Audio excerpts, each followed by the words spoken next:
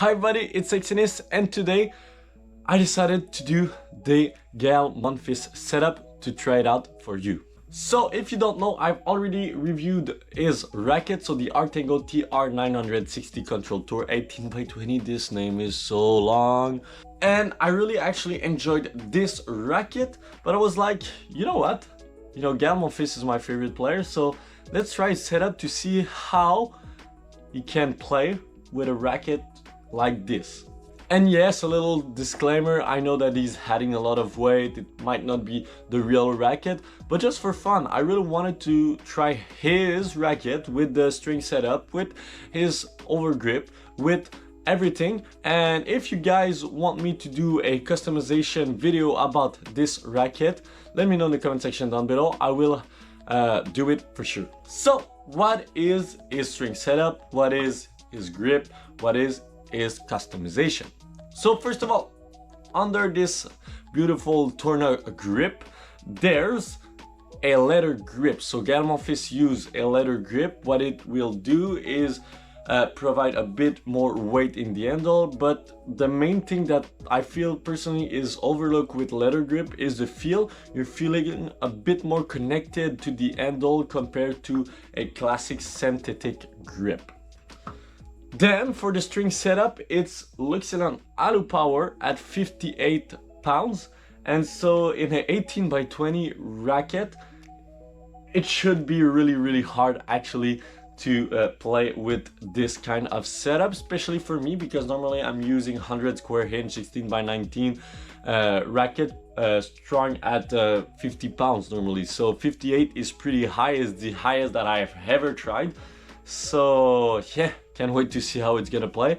So let's go on the court with this beautiful racket. On the court with the Gael Monfils setup, the first thing that I felt was how tough it was to just create a ball that will allow me to come to the net. So the speed was not really effective with this setup, so you have to generate your own power, that's for sure. But where it was creating all the difference was when you were able to come to the net, then it was a lot easier.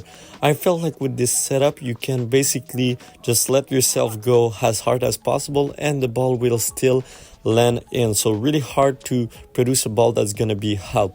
Most of the time when you're missing, you're just missing because you're late, not because you're hitting too hard. So I guess that Gael likes to hit hard, and so he wants a setup that's gonna control actually the power that he can generate. But at the serve, it was probably one of the best setups that I've ever tried. I was so surprised about the quality of the serve that I was generating, even though serve is not my strength normally. So yeah, I was actually really surprised about the result.